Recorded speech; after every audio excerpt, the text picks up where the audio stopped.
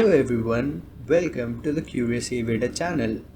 Today we are going to be looking at the two major business models of the airline industry, which are the low-cost carriers and the full-service carriers.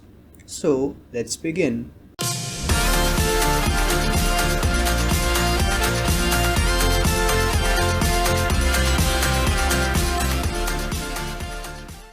In simpler terms, low-cost carriers, as the name suggests, are focused on mostly a no-frills service at the best lowest possible price.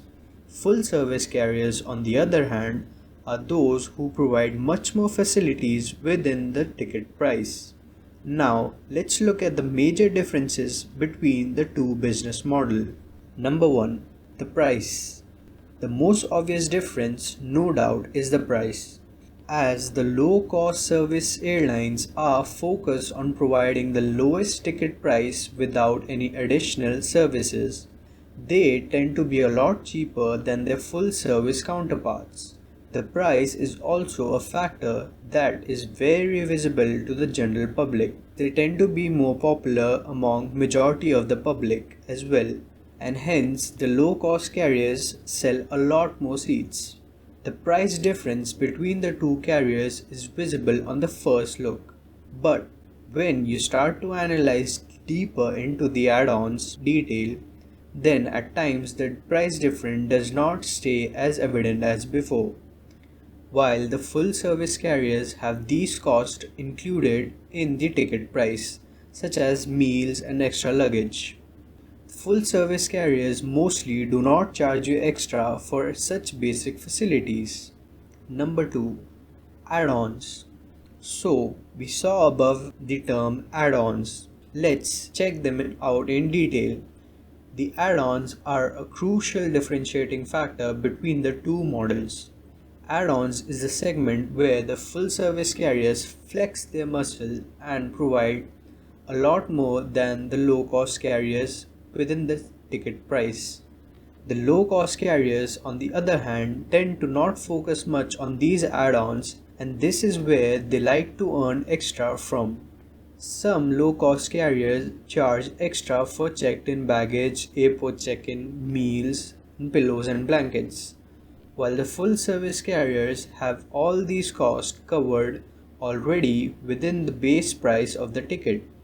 The full-service carriers also one-up their counterparts in terms of in-flight entertainment and onboard Wi-Fi and have them on most of their aircraft, while the low-cost carriers generally do not focus much on them. Number 3. Seating. The seating is another segment which is very visible in both business models. The full-service carriers are a lot more superior in terms of this and provide all sorts of seating you can imagine. Full-service carriers have a wide range of seating or classes as you may commonly know them. Usually in the back of the aircraft we see the economy seats, then a slight upgrade to premium economy, then we see a stark difference between the business class, which transitions into a more luxurious first class as we travel further towards the front of the aircraft.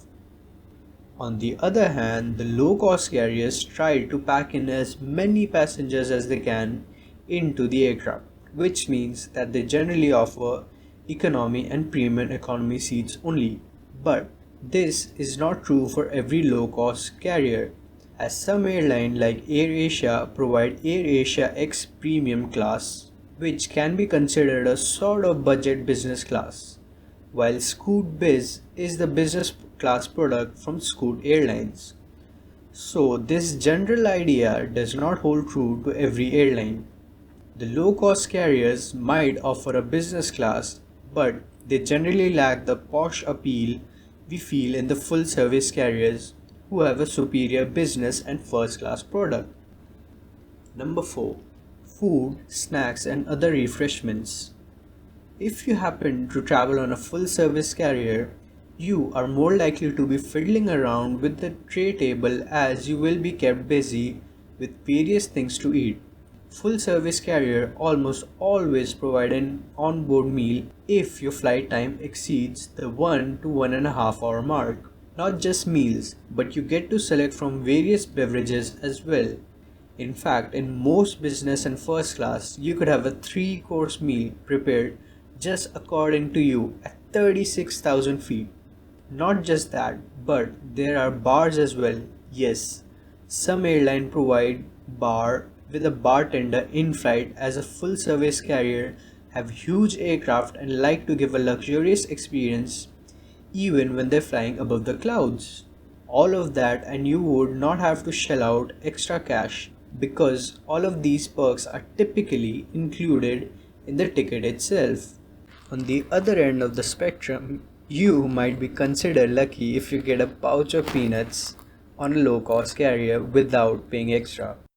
The low cost carriers do provide meals on board, but they are not included in the main ticket price, and the cost of these meals is also not always justified. Moreover, the taste of these meals might not be enough to satisfy your sense of taste. The low-cost carriers also do not have a plethora of options to choose from, and some don't even provide proper meals, but just ready-to-eat snacks and a free bottle of water if you're lucky. Number 5. Miscellaneous. Most of the full-service carriers provide a loyalty program and are usually a part of some sort of alliance as well, whereas most of the budget airlines are not a part of such alliance and may or may not offer loyalty programs.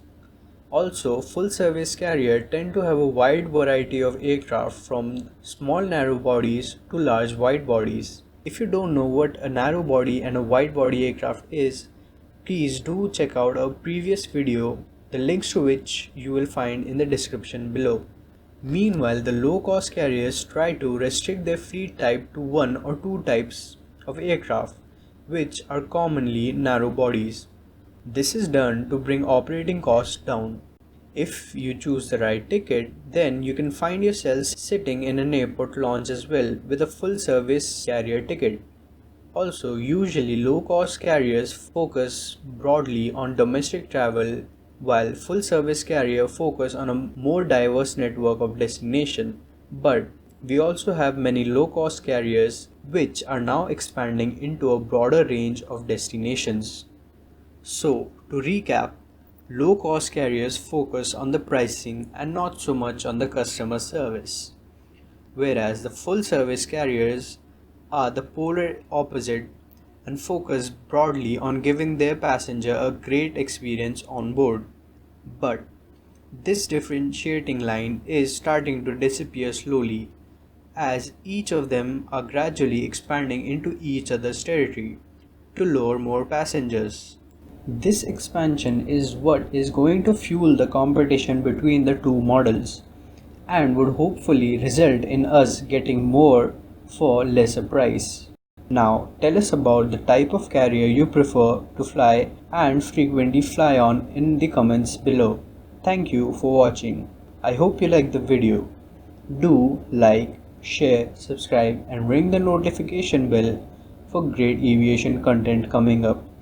Till next time, be curious and keep your eyes on the sky.